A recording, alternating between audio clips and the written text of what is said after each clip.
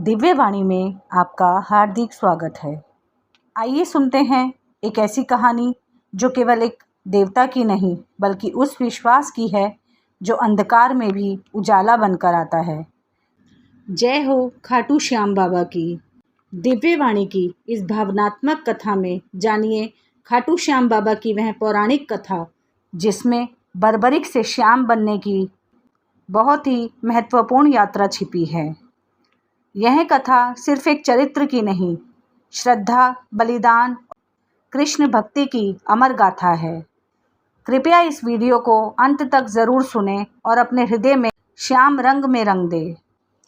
एक ऐसा योद्धा जिसके पास अपार शक्ति थी, लेकिन जिसने अपना सिर तक भगवान के चरणों में समर्पित कर दिया। आज वो बर्बरिक नहीं बल्कि खाटू श्याम बाबा के नाम से करोड़ों भक्तों की सांसों में बसे हैं। आइए इस चमत्कारी पावन कथा को सुने जिसमें वीरता है, भक्ति है, बलिदान है और अपार कृपा है। बर्बरिक भीम के पुत्र घटोत्कच के पुत्र थे। उनकी माता थी मोरवी। बचपन से ही उनमें अद्भुत पराक्रम था। उन्होंने भगवान शिव से 3 अजय बाणों का वरदान प्राप्त किया था। एक बाण शत्रु को चिन्हित करने वाला, दूसरा शत्रु का विनाश करने वाला और तीसरा निर्दोष को जीवित रहने देने वाला। उन्हें आशीर्वाद मिला था कि अगर वो अकेले भी युद्ध भूमि में जाएं तो पूरी सेना का नाश कर सकते हैं। महाभारत युद्ध की तैयारी चल रही थी। कुरुक्षेत्र की पावन भूमि पर श्री कृष्ण खड़े थे। तभी एक अश्वरोही योद्धा आता है। कृष्ण ने पूछा, वत्स, कौन हो तुम और कहाँ जा रहे हो?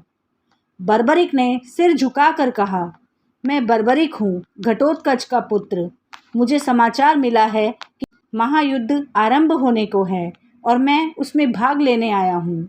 श्री कृष्ण मुस्कुरा कर बोले, सुना है तुम्हारे पास 3 बाण ऐसे हैं जो युद्ध की दिशा ही बदल सकते हैं।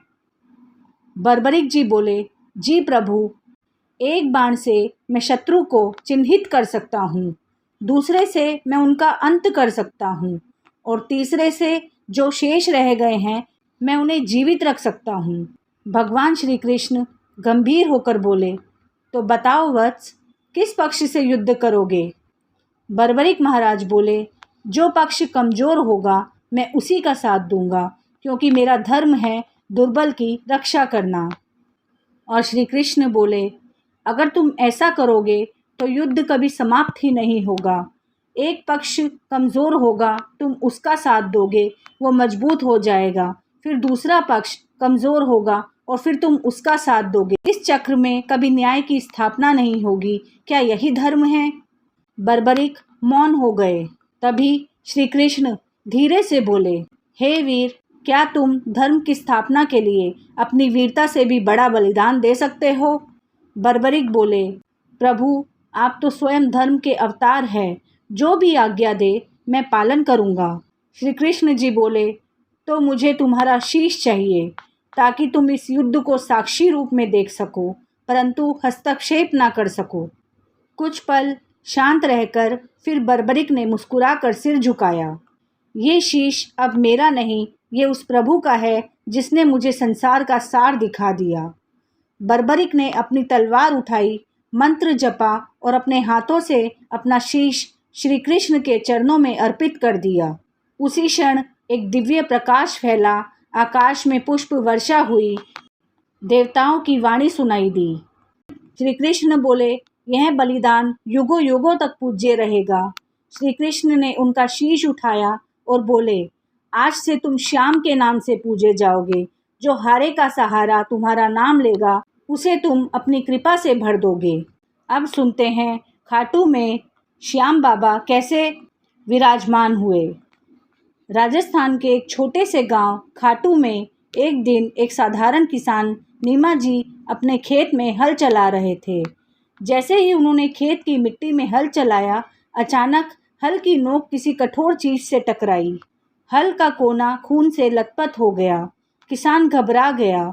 मिट्टी हटाई तो वहाँ एक मानव मस्तक मतलब सिर निकला, लेकिन वो सिर वर्षों पुराना होकर भी ताज़ा लग रहा था। उसके चेहरे पर एक शांत मुस्कान थी और एक दिव्य तेज चारों ओर फैल गया।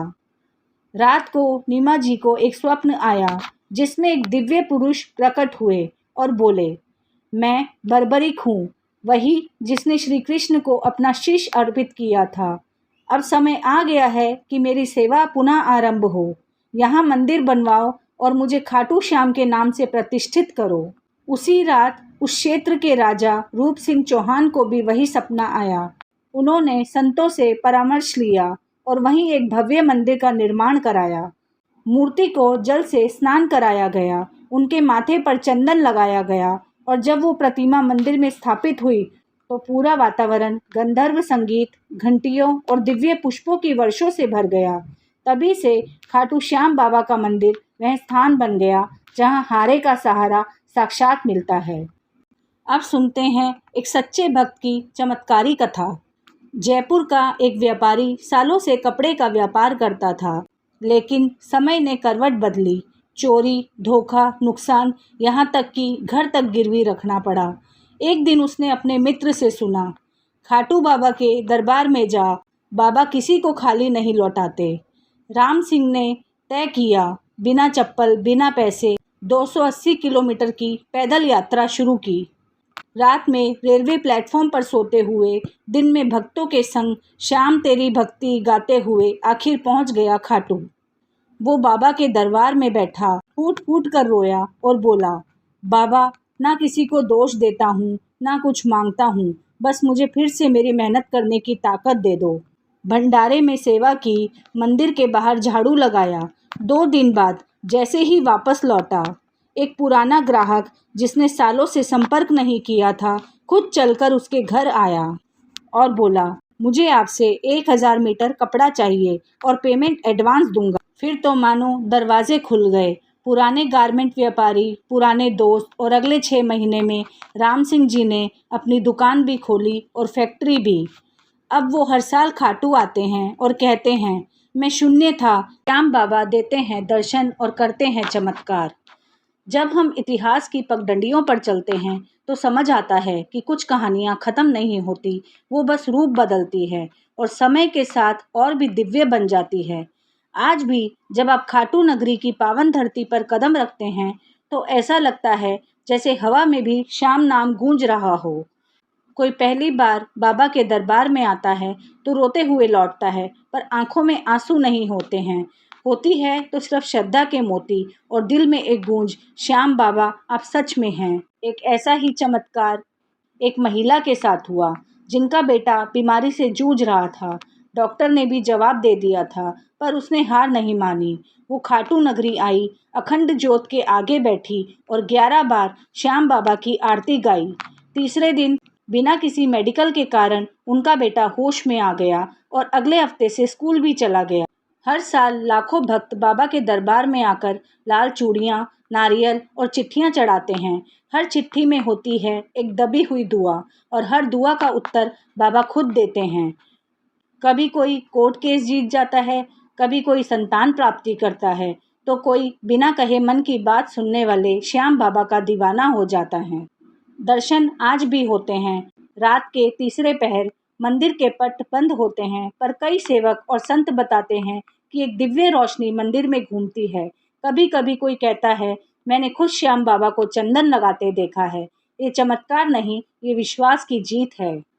खाटू आने वाला भक्त खाली नहीं जाता। जो एक बार खाटू श्याम कह देता है, उनकी जिंदगी की नाव श्याम पार लगा देते हैं।